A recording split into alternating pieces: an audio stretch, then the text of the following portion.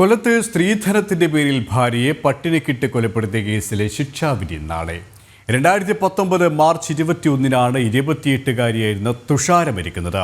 കേസിൽ ഭർത്താവും ഭർത്തൃമാതാവും കുറ്റക്കാരെന്ന് കോടതി കണ്ടെത്തിയിരുന്നു.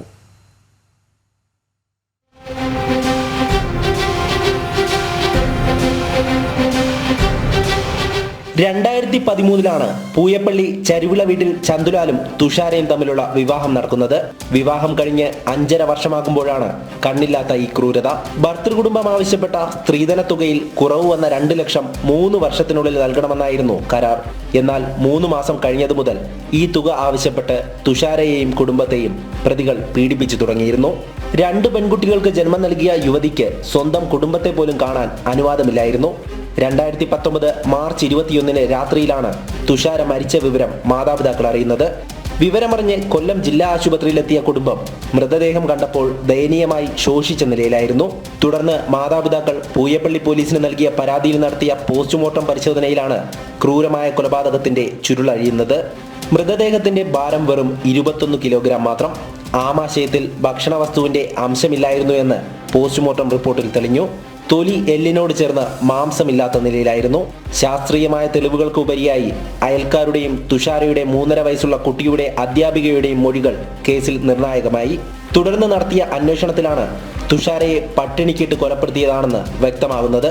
കേസിൽ കൊല്ലം അഡീഷണൽ ജില്ലാ കോടതി തുഷാരയുടെ ഭർത്താവ് ചന്തുലാലും ഭർതൃമാതാവ് ഗീതാലാലിയും കുറ്റക്കാരെന്ന് കണ്ടെത്തിയിരുന്നു. പ്രോസിക്യൂഷന് വേണ്ടി ഹാജരായത് അഡ്വക്കേറ്റ് KB മഹേന്ദ്രയാണ്. നാളെയാണ് കേസിൽ ശിക്ഷാവിധി പ്രഖ്യാപിക്കുക.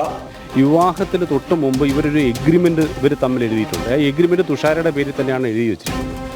അതായത് 20 പവൻ്റെ സ്വർണവും 2 ലക്ഷം രൂപ 3 വർഷത്തിനകം കൊടുക്കുകയോ അത് കൊടുക്കാൻ കഴിഞ്ഞില്ലെങ്കിൽ 5 സെൻറ്റ് ഭൂമി കരുനാഗപ്പള്ളി അവരുടെ കുടുംബ ഓഫീസിൽ കൊടുക്കും എന്നായിരുന്നു അവർ തമ്മിലുള്ള കരാർ.